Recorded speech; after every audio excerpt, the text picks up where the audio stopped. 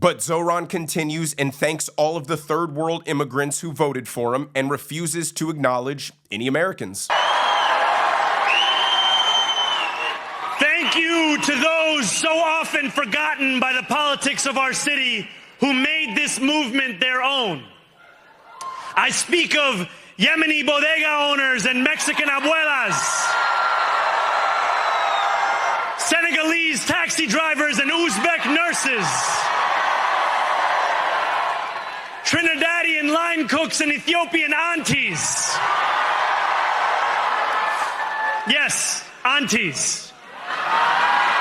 He refuses to acknowledge these people who voted in an American election, if I might add, as Americans, because to do so would be to encourage cultural and societal unity. But he doesn't want that. That's not his plan. His plan is division. His plan is to constantly remind these people that they are not part of the system. They are a broader coalition of people from across the world who are here to topple the system. They want to live in America, but they don't want to be American. Again, his word choice was very intentional. He is saying New York belongs to the people that live there, and the people that live there are just Senegalese and Uzbeks. And we know the Democrat Party conveniently conflates legal and illegal immigration. So when you package it all up with a nice little bow, he's saying this place does not belong to the American people. This place belongs to the random people of the world who come from outside America's borders. And that's why they're also willing to adopt and implement beliefs and policies that are completely antithetical to what we believe in America. And to do that to the biggest city in the country, the capitalist center of the world, it's intentional, it's symbolic. And this is where he just turns the radical up to the max and says the government should be in charge of literally everything. Where the more than 1 million Muslims know that they belong. Not just in the 5 boroughs of this city, but in the halls of power. No more will New York be a city where you can traffic in Islamophobia and win an election.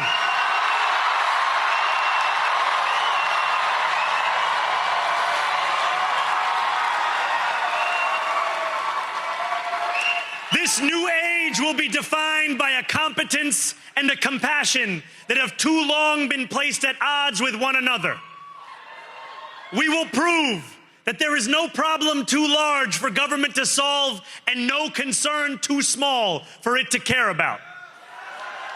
When people believe the government should be in charge of every problem, big or small, it strips individuals of their liberty. It strips people of the freedom of being able to provide for themselves, work hard, and change their lives for the better. Our system empowers people to solve problems. And when you solve problems that benefit the public, people are voluntarily willing to give you their money for what you do. It creates a system that encourages more people to be in the business of problem solving. And the environment of competition means that the most competent and effective people at solving that problem will rise to the top. The problem with expecting government to solve all the problems is, number one, there are far too many problems. And number two, because there's no competition, there's no incentive structure for the government to improve the quality of what it offers you. And I have to believe that most leftists who brag about how college educated they are, how smart and intelligent they are, understand these basic market economic principles. It's just that their hatred for the system